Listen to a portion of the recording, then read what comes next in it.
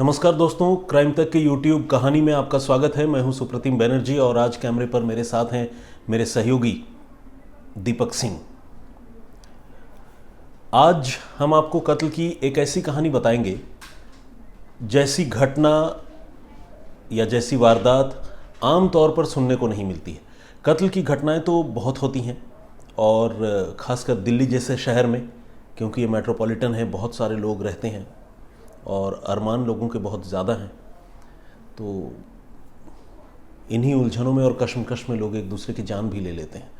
लेकिन आज दिल्ली की एक ऐसी घटना मैं आपको बताऊंगा जिसे सुनकर आपको लगेगा कि हाँ, वाकई ऐसा कम ही सुनने को मिलता है या कभी कभी सुनने को मिलता है। हो सकता है आप में से कुछ लोगों ने तो शायद ऐसा कभी पहले सुना भी ना हो। बहरहाल, इस मामले की शुरुआत हुई बाहरी दिल्ली के रन्हौला इलाके से। रन्हौला इलाके में एक जगह है बापरौला खेड़ी वाला पुल। तो इस बापरौला खेड़ी वाला पुल के पास पुलिस को 10 जून की सुबह एक पेड़ में एक आदमी की लाश लटकी हुई मिली। वहाँ से गुजर रहे लोगों ने जब ये लाश देखी तो लोगों ने पुलिस को इत्तला दी। पुलिस की टीम जब वहाँ पहुँची और पुलिस ने मुआयना किया तो पुलिस ने ये देखा कि मरने वाले आदमी के जो हाथ हैं वो पीछे बंधे हुए हैं, कमर के पीछे, और गले में फंदा लगा हुआ है और जो बंदा है वो पेड़ से लटक रहा है। पहले तो लोगों को लगा कि शायद ये खुदकुशी का मामला होगा, लेकिन जब लोगों ने नोटिस किया कि मरने वाले के हाथ कमर के पीछे बंधे हुए हैं तो लोगों को समझ में आ गया कि ये मामला खुदकुशी का नहीं हो सकता है, ये मामला कत्ल का ही है। पुलिस को भी ये बात समझते देर नहीं लगी। पुलिस ने फ़ौरन लाश जो है वो पेड़ से नीचे उतरवाई और उसके बाद पोस्टमार्टम के लिए भिजवा दिया। इसी के साथ जो बाहरी दिल्ली की पुलिस है उसने इस मामले की तफ्तीश शुरू की और तफ्तीश के सिलसिले में पुलिस ने ये पता करना शुरू किया कि आखिर ये आदमी कौन है, कहाँ का रहने वाला है, यहाँ मृत्यु कैसे हुई। आसपास के इलाकों में पूछताछ की, लेकिन कोई भी मरने वाले शख्स को नहीं पहचान पा रहा था, किसी ने भी आइडेंटिफाई नहीं किया उसे। तब जो दिल्ली पुलिस है उसने जो दिल्ली के दूसरे इलाके हैं वहाँ इसके बारे में पता करना शुरू किया बाहरी दिल्ली की पुलिस ने। और पुलिस को पता चला कि एक रोज़ पहले यानी 9 जून को पूर्वी दिल्ली के आईपी एक्सटेंशन इलाके में आर्या अपार्टमेंट में रहने वाला एक शख्स जो है वो अपने घर से गायब है और उस आदमी का नाम गौरव बंसल है, जिसकी उम्र तकरीबन 38 साल है। पुलिस को जब इस बारे में जानकारी मिली, बाहरी दिल्ली की पुलिस को, बाहरी दिल्ली और पूर्वी दिल्ली के बीच में काफ़ी फासला है, काफ़ी दूरी है। मुझे इन दोनों जगहों की दूरी का अगर मैं एक अंदाज़ा लगाऊं, एग्जैक्ट तो मैं नहीं कह सकता हूं, लेकिन मुझे लगता है कि कम से कम 30 किलोमीटर तो होंगे। तो दोनों पॉइंट्स के बीच में, मतलब मकान के बीच में, वो आर्या अपार्टमेंट के बीच में, और जो प्लेस ऑफ ऑकरेंस है जहाँ पर हत्या हुई थी, इन दोनों के बीच में तकरीबन 30 किलोमीटर की दूरी है। और पुलिस को ये बात पता चली कि गौरव बंसल नाम का एक आदमी जो है पूर्वी दिल्ली से गायब है। जैसे ही पुलिस को इसकी खबर मिली, पुलिस ने गौरव बंसल के घर वालों से संपर्क किया और उन्हें उनके नाते रिश्तेदारों को बुलवाया और लाश की पहचान के लिए उनसे कहा। और जैसे ही उन्होंने देखा तो वो बुरी तरह से रोने लग गए। मतलब साफ है कि मरने वाला जो है वो गौरव बंसल ही था। लेकिन गौरव बंसल जो है वो ठीक एक रोज़ पहले यानी 9 जून को अपने घर से गायब हो गए थे। काम की बात कहकर वो निकले थे, काम पर जाने की बात कहकर, लेकिन इसके बाद उनके बारे में किसी को कुछ पता नहीं चला। और जब गौरव रात को नहीं लौटे 9 की रात को, तो घर वालों ने पहले तो दोपहर से लेकर शाम तक बहुत देर तक उनको ढूंढते रहे। उनके फ़ोन पर मल्टीपल टाइम कॉल्स किए, लेकिन फ़ोन भी स्विच ऑफ आ रहा था। तो घर वाले बहुत परेशान हो गए और उन्होंने वहीं पूर्वी दिल्ली में ही आनंद विहार पुलिस स्टेशन है, वहाँ पर घर वालों ने FIR दर्ज करवाई। ये FIR 9 तारीख को दर्ज हुई और जैसा कि आपने सुना, 10 को गौरव की लाश पेड़ से लटकती हुई मिली। लेकिन गौरव की हत्या किसने की, इतनी दूर गौरव कैसे पहुँचे, क्या उनको किसी ने किडनैप कर लिया? जिस तरह से हाथ पीछे बांधकर उनको पेड़ से लटकाया गया था, उसे देखकर यह भी लग रहा था कि कत्ल करने वाला जो है वो लाश को कहीं डिस्पोज ऑफ करना, छिपाना या सबूत मिटाना नहीं चाहता था, बल्कि वो चाहता था कि लाश पब्लिक व्यू में रहे, लोगों की नज़रों के सामने रहे। तो ये सारी बातें जो है वो पुलिस को बहुत कंफ्यूज्ड कर रही थी और पुलिस इस मामले के तह तक पहुंचना चाहती थी। पुलिस ने इसी कोशिश में, इसी सिलसिले में पहले जो है गौरव के घर वालों से बातचीत की और पूछा कि आप बताइए कि गौरव की किससे दुश्मनी है और गौरव का उठना बैठना कहाँ है, वो क्या काम करते हैं। तो पुलिस को ये जानकारी मिली कि पूर्वी दिल्ली में ही कड़कड़डुमा के नाम से एक जगह है, कड़कड़डुमा में गौरव की एक ग्रॉस परचून की दुकान है, किराने की दुकान, और काफ़ी बड़े लेवल की दुकान है, मतलब कोई छोटा मोटा किराना दुकानदार नहीं बल्कि बड़ा किराना दुकानदार है गौरव। तो ये तो बेसिकली गौरव का जॉब प्रोफाइल कह लें या जो गौरव के बिजनेस की बात हुई। लेकिन गौरव की ज़िंदगी के बारे में जब पुलिस ने और पता किया तो ये पता चला कि गौरव को जो है पिछले कुछ समय से उनके कामकाज में भी काफ़ी जो है नुकसान हो रहा था और गौरव जो है वो लाखों रुपए के कर्जदार भी थे। ये भी एक जानकारी घर वालों से पूछताछ करने पर पुलिस को मिली। लेकिन अब सवाल यह था कि क्या कर्ज की वजह से ही किसी ने गौरव की हत्या कर दी या गौरव की किसी से कुछ और दुश्मनी थी।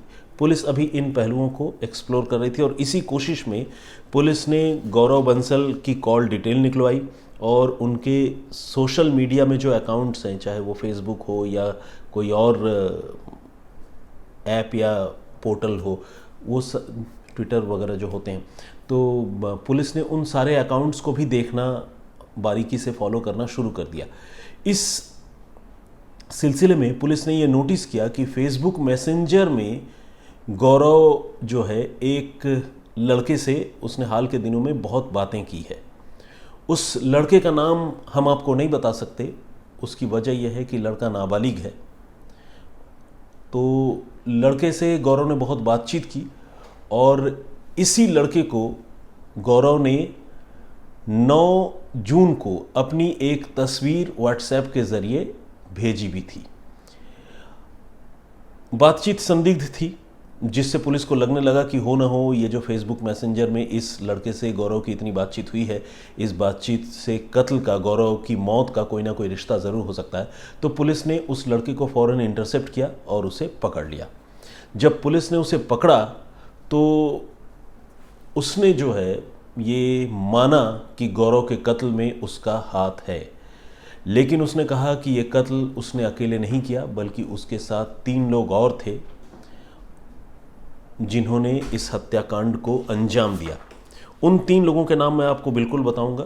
इसमें एक लड़का 18 साल का है जिसका नाम है सूरज उर्फ सीपी, एक लड़का 26 साल का है जिसका नाम है सुमित कुमार, और तीसरा जो लड़का है उसका नाम है मनोज कुमार यादव, इसकी उम्र है 21 साल, और एक माइनर है जिसकी उम्र शायद 18 से थोड़ी ही कम होगी।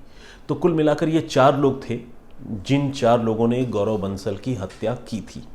अब पुलिस को पहले तो नाबालिग का पता चला, नाबालिग के ज़रिए पुलिस ने बाकी तीनों को पकड़ा, और जब इन तीनों को पुलिस ने पकड़ लिया और इनसे पूछताछ की तो इन लोगों ने गौरव बंसल की हत्या की बात तो कबूल की, लेकिन जो कहानी सुनाई उस कहानी पर कुछ देर के लिए पुलिस को भी यकीन करना मुश्किल हो गया। इन लोगों ने बताया कि गौरव की हत्या जो है वो उन्होंने गौरव के कहने पर ही की थी।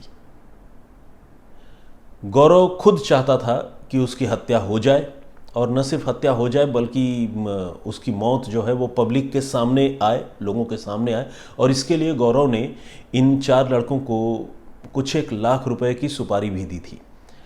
हालांकि पुलिस ने फ़िलहाल अब तक ये साफ नहीं किया है कि एग्जैक्ट सुपारी की जो अमाउंट, जो राशि दी गई वो कितने की थी, लेकिन ये बात पुलिस ने कंफर्म किया है कि माइनर लड़के के थ्रू पुलिस ने इन 4 को, माफ़ कीजिएगा, गौरव ने इन 4 को सुपारी दी लाखों रुपए की।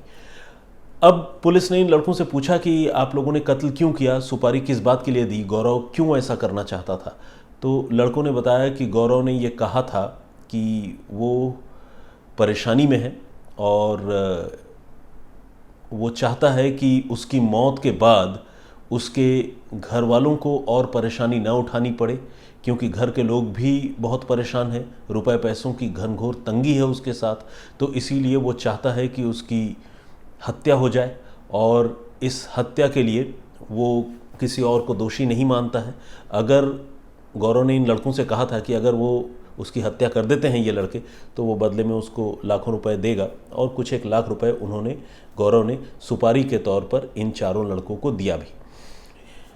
इसके बाद इन लड़कों ने कहा कि ठीक है, अगर आपका कत्ल होना ही है और आप इस बात के लिए राज़ी हैं तो हमें कोई एतराज़ नहीं, आप आइए। और गौरव को इन्होंने 9 जून को अपने पास बुलाया। गौरव घर से काम पर जाने की बात कहकर निकला, लेकिन कड़कड़डूमा में अपने किराने की दुकान जाने की जगह वो पहुंच गया पूर्वी दिल्ली, कड़कड़डूमा, आनंद विहार, इन सब इलाकों से बहुत दूर बाहरी दिल्ली के रन्हौला इलाके में। तब तक रात हो चुकी थी, और रात को ही इन 4 लड़कों ने पहले उसके हाथ बांधे पीठ के पीछे। चूँकि गौरव खुद ही अपना कत्ल करवाना चाहता था तो उसने कोई शोर नहीं मचाया, कोई विरोध नहीं किया, उसने अपने हाथ बंधवा लिए। और इसके बाद इन लड़कों ने उसके गले में रस्सी का फंदा डाला और उसे उसी पेड़ से लटका दिया जिस पेड़ में लटकती हुई उसकी लाश मिली थी, यानी गौरव को फांसी दे दी। इसके बाद लड़के लाश वहीं छोड़कर, पेड़ में लटकती हुई हालत में उस लाश को छोड़कर वहाँ से फरार हो गए, और गौरव ने हाथों हाथ अपनी मौत से पहले सुपारी की रकम भी इन लड़कों को दे दी थी। लड़कों को ये उम्मीद थी कि वो कभी पकड़ में नहीं आएंगे, लेकिन जैसा कि आपने सुना, पुलिस ने सबसे पहले गौरव बंसल के मोबाइल फ़ोन की कॉल डिटेल देखी, और फिर फेसबुक मैसेंजर पर जो बातचीत हुई थी वो सारी चीज़ें देखी। फेसबुक मैसेंजर पर वो इस उम्मीद से बात कर रहा था कि, लड़का भी इस उम्मीद से बात कर रहा था कि मोबाइल फ़ोन शायद इंटरसेप्ट हो जाए, फेसबुक मैसेंजर के ज़रिए जो है पुलिस को उनके बारे में पता नहीं चल पाएगा। तो इसीलिए इन लोगों ने फेसबुक मैसेंजर पर ही बात की। गौरव ने अपनी आइडेंटिटी इस्टेब्लिश करने के लिए कि मैं ही गौरव हूँ और मेरा ही कत्ल होना है, माइनर लड़के को अपनी तस्वीर भी भेज दी थी 9 तारीख को व्हाट्सएप के ज़रिए, और उस माइनर से कहा था कि तुम हम अपने गैंग के जो बाकी लड़के हैं जो मेरा कत्ल करेंगे उनको भी मेरी ये तस्वीर दे देना, ताकि वो मुझे पहचानने में उनको कोई दिक्कत ना हो। और इस तरह से वो अपना कत्ल करवाने के लिए खुद अपने पैरों पर चलकर जो है काफ़ी दूर तक गया, और प्लान के मुताबिक उसकी हत्या भी कर दी गई। इसके बाद पुलिस ने घर वालों से भी पूछताछ की, और ये जो लड़के हैं इनसे तो खैर पुलिस पूछताछ कर ही रही थी, इंक्वायरी कर ही रही थी। पुलिस ने गौरव बंसल के बारे में ये भी पता किया कि गौरव बंसल की अगर हत्या हो जाती है तो उसके घर वालों को बेनिफिट कैसे होगा। तो जब पुलिस ने इस पहलू को खंगाला, गौरव बंसल के बारे में और जानकारी जुटाई, तो पता चला कि गौरव ने अलग अलग कई इंश्योरेंस कंपनीज से अपना इंश्योरेंस करवा रखा था, अपना बीमा करवा रखा था, और बीमे की रकम जो है वो तकरीबन 1 करोड़ या उससे भी ज़्यादा की थी। गौरव को ये लगता था कि अगर उसकी हत्या हो जाएगी, अगर उसकी मौत हो जाएगी, तो इस मामले में बीमे की रकम जो है वो उसके परिवार के लोगों को मिल जाएगी। जितनी ज़िल्लत, जितनी मुश्किल उसे अभी झेलनी पड़ रही है, इन सारी चीज़ों से मौत के साथ वो तो मुक्त हो ही जाएगा, सांसारिक झंझटों से ही उसे मुक्ति मिल जाएगी, लेकिन उसकी जो बीवी है और 2 छोटे छोटे बच्चे हैं उनको इंश्योरेंस के रुपए मिल जाएंगे, और उसके बाद उनकी ज़िंदगी आगे ठीक चलती रहेगी। तो एक तरह से कर्ज में डूबा एक कारोबारी, जिस पर लॉकडाउन की भी मार पड़ी थी, उसने एक अजीब फैसला किया और उसने अपना ही मर्डर प्लान करवाया। और मर्डर के पीछे वजह या साजिश ये थी कि मैं मर जाऊं तो जो बीमे की रकम मिले वो मेरे घर वालों को मिल जाए, और मैं कर्जदारों से भी मेरा छुटकारा हो जाए। तो ये उसकी सोच थी, लेकिन मेरे हिसाब से बहुत ही कायराना और बहुत ही गलत सोच थी, जिसकी वजह से उसकी जान तो गई ही। और अब आप समझ सकते हैं कि जब इंश्योरेंस कंपनी को इस मर्डर के बारे में, गौरव बंसल के इस साजिश के बारे में पता चलेगा, तो क्या इंश्योरेंस कंपनी वाले उसके घर वालों को कुछ पैसे देंगे? नहीं देंगे, क्योंकि ये फिर फाउल प्ले वाली बात होगी। और अगर कहीं बीमा कंपनी ने इस तरह के केस में पैसे दे दिए तो आप समझिए कि और कितने सारे लोग इसी तरह से मौत को चुनेंगे ताकि मैं तो मर जाऊं, मेरे घर के लोगों को पैसे मिल जाए वाली सोच जो है उसको बढ़ावा भी मिल जाएगी। तो इसीलिए बीमा कंपनियों से गौरव बंसल ने बेशक अपना इंश्योरेंस करा रखा हो 1 करोड़ या उससे भी ज़्यादा की रकम का, मिनिमम 1 करोड़ का तो था ही, 1 पैसा भी उसके घर वालों को नहीं मिल पाएगा। लेकिन दुखद ये है कि गौरव बंसल तो चला गया, उसकी बीवी और 2 छोटे छोटे बच्चे अब अकेले रह गए। परिवार के एक मुखिया का या बड़े आदमी का एक इस तरह का गलत फैसला करना पूरे परिवार पर कितना भारी पड़ता है वो इस घटना को सुनकर आप समझ सकते हैं। गौरव बंसल बहुत ज़्यादा कर्ज में डूबा हुआ था, कारोबार में उसे लगातार घाटा हो रहा था। हाल ही में उसने 6 लाख रुपए किसी से कर्ज के तौर पर लिए थे, लेकिन इससे पहले कि वो ये कर्ज चुका पाता लॉकडाउन हो गया देश में, हर कारोबार मंदा पड़ा और ऊपर से जिसे कहते हैं कोड़ में खाज वाली बात, एक मुहावरा है, गौरव के साथ ऑनलाइन ठगी भी हो गई और ठगों ने गौरव से तकरीबन 3 लाख रुपए ठग लिए। तो इस तरह गौरव जो है बहुत ज़्यादा आर्थिक दबाव में था, लेकिन इस आर्थिक दबाव से बाहर निकलने का उसने जो रास्ता चुना वो बहुत भयानक था और वो रास्ता था खुद अपना ही कत्ल करवाने का और अपने ही कत्ल के लिए गुंडे बदमाशों को सुपारी देने का। कत्ल करवाने में तो वो कामयाब हो गया, लेकिन कत्ल करवाने के पीछे की जो वजह थी, जो मोटिव था, उस मोटिव में उसे कामयाबी नहीं मिली क्योंकि उसका भेद खुल गया और कातिल भी पकड़े गए और रुपए अब बीमा के गौरव को या उसके परिवार वालों को नहीं मिलेंगे। गौरव तो खैर दुनिया से चला गया, लेकिन उसके परिवार वालों को अब कोई भी रुपए नहीं मिलेंगे। ये है आज की कहानी या आज का वाकया। लेकिन अब जैसा कि मैं आप लोगों से लगातार बात करता हूँ और जो पुराने हमारे लाइव हैं, पुराना मतलब बहुत पुराना नहीं, जो पिछला एपिसोड है उस एपिसोड में आप लोग जो कमेंट करते हैं उस कमेंट के बारे में मैं आज आप लोगों से एक बार फिर बातचीत करूंगा। इसीलिए मैं अपना मोबाइल फ़ोन मैं उठा चुका हूं और अब मैं जो कमेंट्स है वो आप लोगों तक पहुंचाऊंगा। बहुत सारी अच्छी अच्छी बातें आप लोग लिखते हैं और बहुत आप लोग गाइड करते हैं, बिल्कुल ब्रदरली ट्रीटमेंट मेरे साथ हमेशा आप लोगों का रहता है, तो उसके लिए मैं बहुत शुक्रगुजार हूं। और मुझे बड़ी खुशी है कि आप लोग इतने कमेंट्स कर रहे हैं, वीडियो को इतने लोग लाइक कर रहे हैं, इतना ज़्यादा लोग देख रहे हैं, तो ये मेरे लिए बहुत खुशकिस्मती की बात है। मैं कोशिश करूँगा कि आप लोगों की उम्मीदों पर और खरा उतरूँ। अगर मेरी स्टोरी टेलिंग में कोई कमी है तो उस कमी को भी मैं दूर करने की भरसक कोशिश करूंगा। तो प्लीज़ अपना साथ यूं ही बनाए रखिएगा। बहुत सारे कमेंट्स अभी आ चुके हैं, तो मैं आप लोगों से एक एक करके अभी उन कमेंट्स का जिक्र करने जा रहा हूं। तो सबसे पहले तो शालू जो हैं, शैलू, माफ़ कीजिएगा, शैलू रोलेज या रोलेग जो भी है, मुझे एग्जैक्टली नाम मैं प्रोनाउंस नहीं कर पा रहा हूँ, इन्होंने अपनी खुशी का इजहार किया। उन्होंने लिखा है कि first view, first comment, first like. Thank you very much Shailu, बहुत बहुत धन्यवाद आपका। फेसबुक पर, माफ़ कीजिएगा, यूट्यूब पर जो कमेंट्स आए हैं वो कमेंट और आप लोगों के नाम तो खैर मैं अभी पढ़ूंगा ही, सारे लोगों के तो नहीं पढ़ सकता, लेकिन जितना हो सके पढ़ूंगा और आप लोगों के कमेंट्स के बारे में बताऊंगा। लेकिन सबसे पहले बताऊं, मेरे ख्याल से यूएसए से हमारे एक दर्शक हैं संजय पाठक जी, उन्होंने एक ईमेल भेजा है और ईमेल भेजकर मेरी हौसला अफजाई की है और उन्होंने ये भी कहा है कि जो लोग नेगेटिव कमेंट करते हैं, आलोचना की बात मैं बिल्कुल नहीं कर रहा हूँ, मुझे गलत मत समझिएगा, अगर मुझ में कोई कमी है तो ज़रूर बताइए, लेकिन नेगेटिव कमेंट मतलब बिल्कुल नीचा दिखाने वाली बात करते हुए, जैसे शक्ल सूरत पर टिप्पणी करना, या हो सकता है कि मेरे बोलने के अंदाज़ या लहजे में कोई कमी हो, उस पर आप टिप्पणी तो कर रहे हैं लेकिन भाषा बिल्कुल अच्छी नहीं है आपकी, तो वो नेगेटिव कमेंट होता है जिसको लेकर मैं बहुत अक्सर आहत रहता हूँ, उसके बारे में जिक्र भी करता हूँ। लेकिन संजय पाठक जी ने कहा है कि ऐसे नेगेटिव लोगों पर बहुत ज़्यादा ध्यान देने की ज़रूरत नहीं है। और संजय जी ने सिर्फ अकेले ये बात नहीं कही है, बहुत सारे दूसरे दर्शकों ने भी कही है, तो मैं उन सारे लोगों का बहुत बहुत शुक्रगुजार हूँ जो मुझे इतना सपोर्ट करते हैं, इतना प्यार देते हैं।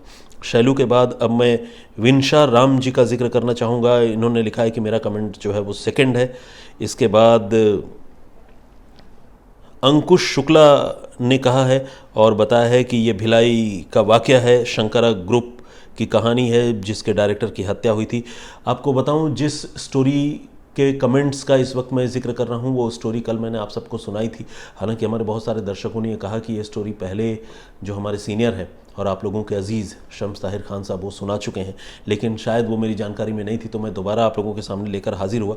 लेकिन आपको जानकर हैरानी होगी कि दोबारा आप लोगों ने भी उस स्टोरी को बहुत ध्यान से सुना और इतना प्यार दिया जिसका कोई मोल मैं चुका नहीं सकता। आप लोगों ने, बहुत सारे लोगों ने ये कमेंट किया कि ये स्टोरी हमने पहले शम्स ताहिर खान साहब की ज़ुबान से सुनी है, लेकिन हम फिर भी आपकी ज़ुबान से सुनेंगे, और चूंकि आप एफर्ट करते हैं तो हम इस वीडियो को लाइक भी करेंगे। तो इससे ज़्यादा कमाई और इससे ज़्यादा अर्निंग मेरे लिए और क्या हो सकती है जो आप लोगों के ये कमेंट्स हैं।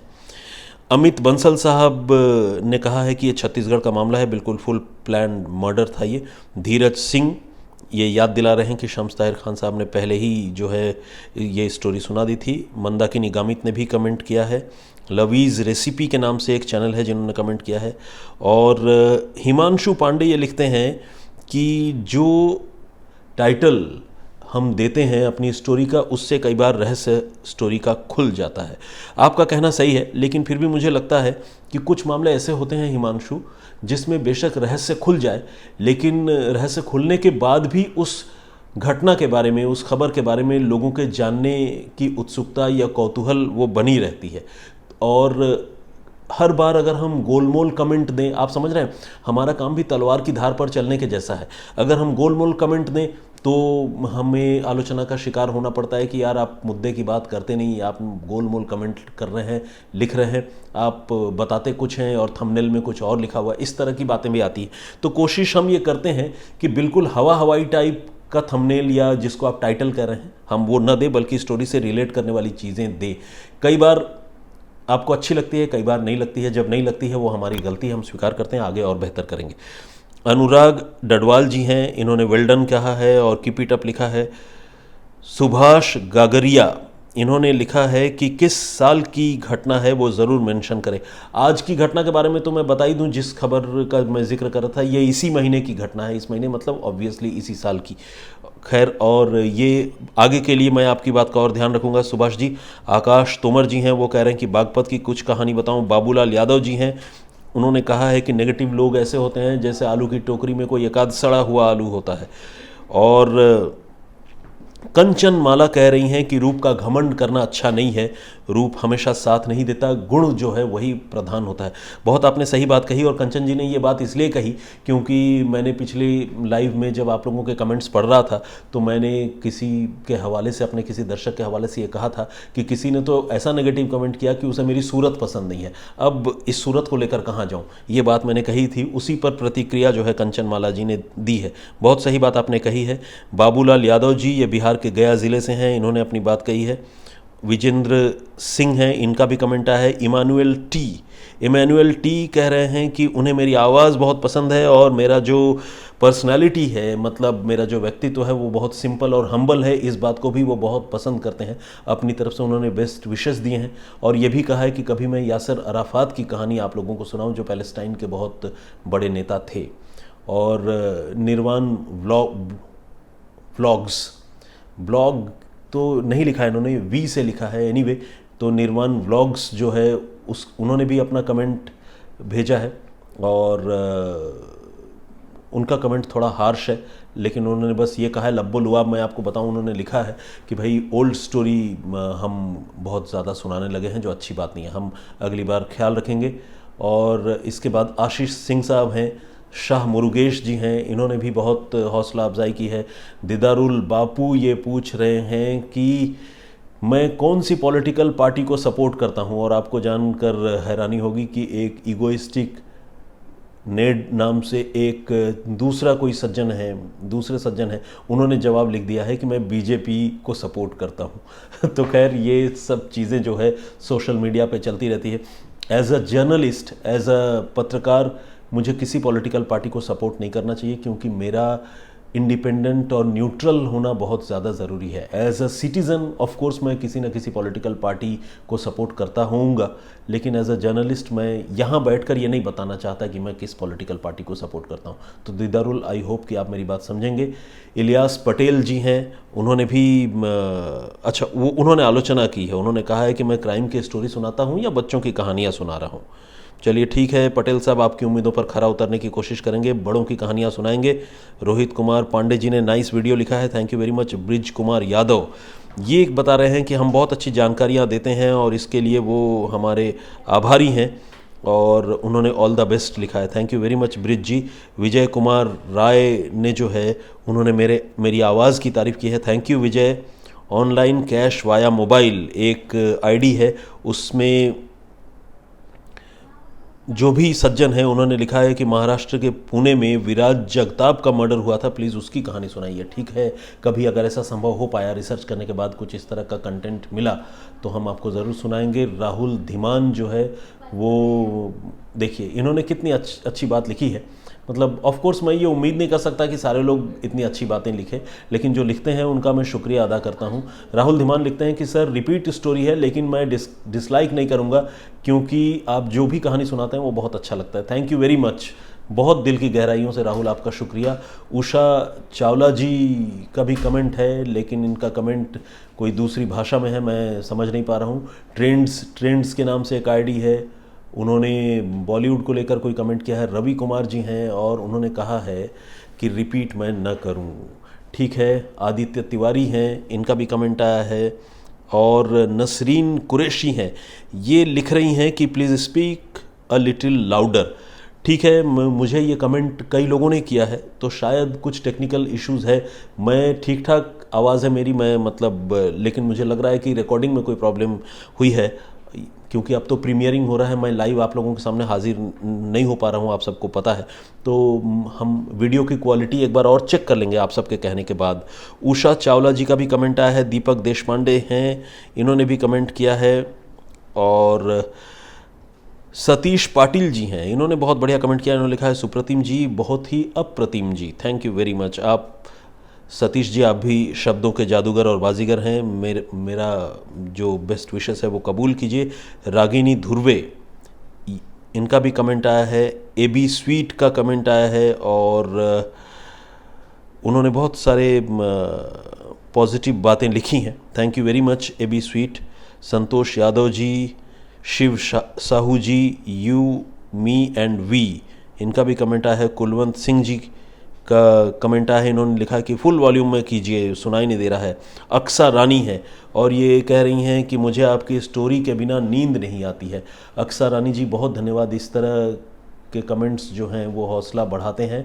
आशु भट्टाचार्य जी ने पहले भी कमेंट किया था, इन्होंने बताया है कि ये मुझसे मिलना भी चाहेंगे आगे कभी, मतलब इस तरह का संयोग बना तो, और इन्होंने बताया कि वो गुवाहाटी असम के रहने वाले हैं, थैंक यू वेरी मच आशु जी।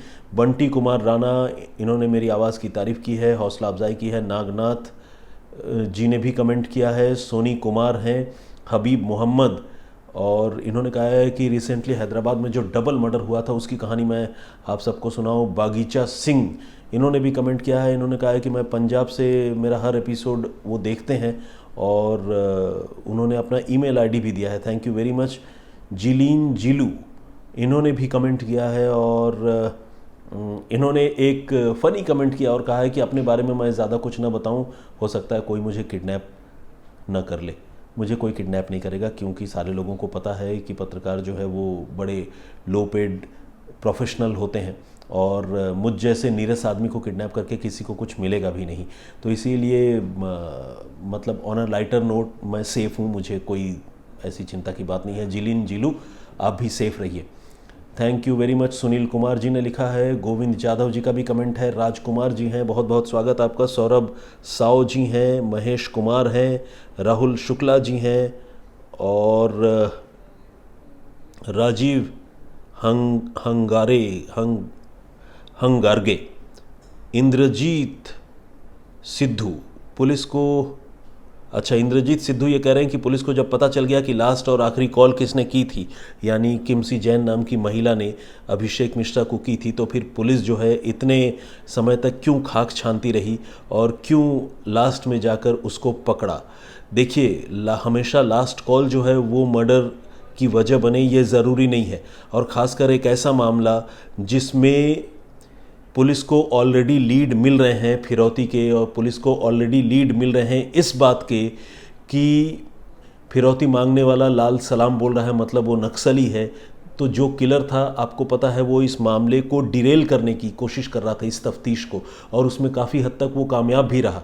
तो इसीलिए एक महिला जो उसकी पूर्व एम्प्लॉय थी और उसके साथ उसका कोई रिलेशन था, उस महिला पर पहला शक करना जो है वो पुलिस के लिए संभव नहीं हो पा रहा था। इसीलिए पुलिस को कॉल डिटेल साथ निकलवा कर और कॉल डिटेल के आधार पर इस किमसी जैन तक पहुंचने में थोड़ा वक्त लगा। ये एक रीज़न हो सकता है, बाकी बेहतर जवाब तो छत्तीसगढ़ की पुलिस ही देगी। शायद अदालत भी इस तरह का सवाल जो है वो इनसे पूछे। अच्छा, इंद्रजीत सिद्धू साहब, आपने ये भी लिखा है कि मैं शम्स ताहिर खान नहीं बन सकता, मैं बनना भी नहीं चाहता। मैं उनका बहुत मान सम्मान करता हूँ, वो मेरे लिए बड़े रेस्पेक्टेड हैं, लेकिन जाहिर है मैं ही बनना चाहता हूँ। मैं शम्स ताहिर खान क्यों बनूँ, और आप ऐसा क्यों सोचते हैं कि मैं शम्स ताहिर खान बनने की कोशिश कर रहा हूँ? तो इसीलिए एनीवे, आपका कमेंट जो भी है आपने लिखा है। बहुत सारे लोगों ने इंद्रजीत जी आपको इस सवाल का जवाब भी दे दिया है। गोल्डी भाई, इनका भी कमेंट आया है, ललिता बिष्ट जी का भी कमेंट आया है, आदित्य नारायण जी का भी कमेंट आया है, और इन्होंने कहा है कि ये जो मैंने छोटी सी दाढ़ी यहाँ रखी हुई है ये मुझे सूट नहीं कर रही है। चलिए ठीक है, थैंक यू आदित्य जी आपके इस सलाह और सुझाव के लिए। प्रहलाद भोपले, इन्होंने भी कमेंट किया है, और साथ ही अभिनव दीक्षित हैं, सूरत से हैं, इन्होंने कहा है और आपका बड़प्पन है कि आप इस तरह के नेगेटिव कमेंट को भी बोलते हैं।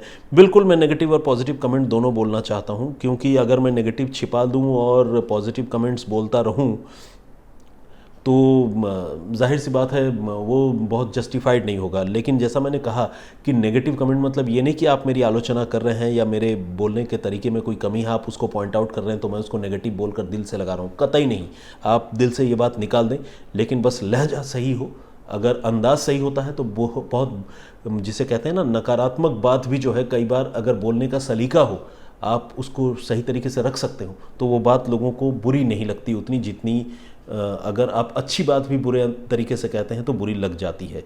महादेव का भी कमेंट आया है, रविंद्र धमक भी हैं, अंशुमान सिंह हैं, और उन्होंने कहा है कि तरीका जो है कहानी सुनाने का वो बहुत बढ़िया है और बहुत सही पेस में मैं कहानी सुनाता हूँ।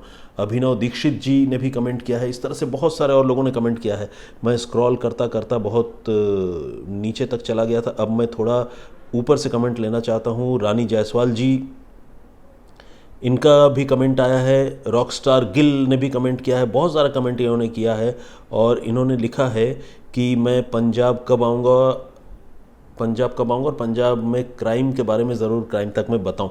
पंजाब की क्राइम के बारे में जब मुझे पता चलता तब मैं बताता हूं। आपको एक बात बताऊं रॉकस्टार जी, गिल साहब, कि मैं पंजाब में तकरीबन 5 साल रहा हूं, तो पंजाब की संस्कृति, पंजाब के लोगों से बहुत वाकिफ़ हूं, और मैं बहुत आभार और ग्रेटफुलनेस के साथ ये कहना चाहता हूँ कि पंजाब के लोग वाकई बहुत अच्छे हैं, बहुत ही दिलदार, और मुझे तो पंजाबियों ने सिर, जिसे कहते हैं ना, पलकों पर बिठा कर रखा था। बहुत प्यार मुझे पंजाब के लोगों से मिला, तो thank you very much. Shipra Singh, इन्होंने भी कमेंट किया और इन्होंने कहा है कि कहानी सुनना इनको बहुत अच्छा लगता है। रोहित जी ने भी कमेंट किया है। शिप्रा सिंह ने कई सारे कमेंट्स किए हैं, और किन्रे जोशी ने कमेंट किया है। दत्तात्रेय जाधव ने नाइस लिखा है। विकास चंदेल हैं।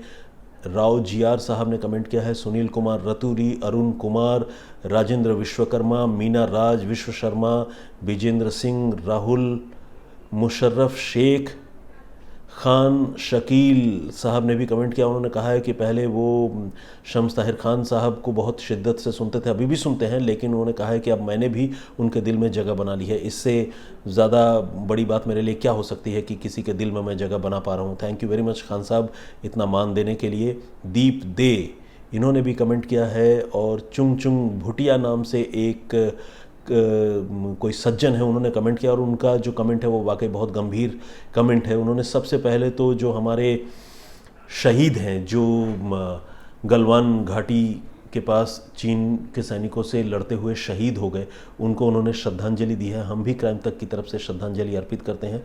और उन्होंने आगे जो कहा है वो ये है कि मैं ठीक ठाक स्टोरी टेलिंग कर लेता हूँ। Thank you very much. उन्होंने तारीफ़ की है, रेदर मैं ठीक ठाक अपनी तरफ से कह रहा हूँ। और RBBB के नाम से भी एक आईडी है, उन्होंने भी कमेंट किया है। और टी स्ट्रिंग डॉनड्रप के नाम से भी एक कमेंट है और ये कह रहे हैं कि उन्हें मेरी सूरत जो है वो बिल्कुल पसंद नहीं है, मुझे शम्स ताहिर खान साहब को यहाँ भेजना चाहिए। फूल मुराद इन्होंने भी कमेंट किया है। तौसीफ अहमद साहब हैं और विजय कुमार कुशवाहा साहब हैं, उन्होंने कहा है कि मैं चीज़ों को बहुत अच्छी तरह से डिस्क्राइब करता हूँ, उनको अच्छा लगता है। तापस जाना साहब इन्होंने बांग्ला में कमेंट किया, मैं वो कमेंट बांग्ला में पढ़ना चाहता हूँ ताकि जाना साहब ने जो कमेंट किया है उनको वो फील हो। आमतौर पर क्या, मैं हमेशा ही आप सबसे जब मिलता हूँ, चूँकि हिंदी का चैनल है, हिंदी में ही बोलता हूँ, तो आज मैं बांग्ला में 2 लाइन तापस जाना साहब ने जो लिखा है वो मैं पढ़ के आपको सुनाता हूँ। उन्होंने लिखा है कि এই রকম কাহিনী আমার শুনতে খুব ভালো লাগে, তাই আমি রোজ ঘুমানোর সময় শুনি, निस्तब्ध समय खूब भालो लगे सुनते। उन्होंने लिखा है कि इस तरह की कहानियाँ उन्हें सुनने में बहुत अच्छी लगती है, इसीलिए वो रोज़ रात को सोने से पहले हमारी कहानियाँ सुनते हैं और रात को जब पूरी तरह सन्नाटा होता है और इस तरह की कहानियाँ जब वो सुनते हैं तो उनको सुनने में एक अच्छी फीलिंग आती है, वो इसको काफ़ी एंजॉय करते हैं। Dhananjay Mishra ji, funny cat, the boss, Rakesh, patriotic Indian, my life my way, Altamash, Rahul Kumar, Mohammad Javed Siddiqui, Steve Adams, Kavita Gupta, Anshul ji, Arpan Agarwal, Nikku Dhaliwal, Rajiv Pankaj, Sunainan Devgam. आपके नाम से मैं गेस कर सकता हूँ आप शायद झारखंड से हैं, मेरे होम स्टेट से। रोशन राज, खुशबू कुमारी और इसी तरह से बहुत सारे और भी लोग। इतना रिस्पॉन्स और इतना प्यार, वाकई मतलब मैं गदगद हूँ, मैं दिल से कहता हूँ। और इसी तरह से आप अपना ब्लेसिंग जो है मुझे देते रहें और मुझे गाइड करते रहें, अच्छी अच्छी बातें लिखते रहें, देश दुनिया के बारे में बताएं, आप लोग कहाँ कहाँ से हैं। इतने सारे कमेंट्स करते हैं, नाम तो पढ़ता हूँ लेकिन कहाँ से है ये नहीं पता चलता। तो आप सबसे ये भी गुजारिश है कि आप लोग ये भी लिखिए कि आप कहाँ के रहने वाले हैं और अपने जगह की खासियतों के बारे में लिखिए। कोई छोटा मोटा किस्सा भी लिखिए, वो किस्सा भी मैं आप लोगों को सुनाऊँगा, आप लोगों को सुनकर अच्छा लगेगा। और इसी तरह से ये जो सिलसिला है हम लोगों के बातचीत करने का और एक दूसरे से इंटरेक्ट करने का, वो और आगे बढ़ेगा और हमारे रिश्ते और मजबूत होंगे। तो फ़िलहाल मुझे इजाज़त दीजिए। इसी बीच आपको एक डेवलपमेंट बताऊं, हमारे कैमरा पर्सन जो हैं, बेसिकली कैमरा पर्सन क्या, कुलीग हैं, हमारे साथ ही काम करते हैं, दीपक, वो यहाँ से किसी काम से निकल चुके हैं। क्राइम की भाषा में हम कहेंगे वो फ़रार हो गए और अब उनकी जगह लेने के लिए आ गई हैं वर्णिता। तो मुझे और वर्णिता को फ़िलहाल इजाज़त दीजिए। हम फिर हाजिर होंगे किसी और कहानी, किसी और वाक़ये के साथ। जय हिंद, जय भारत।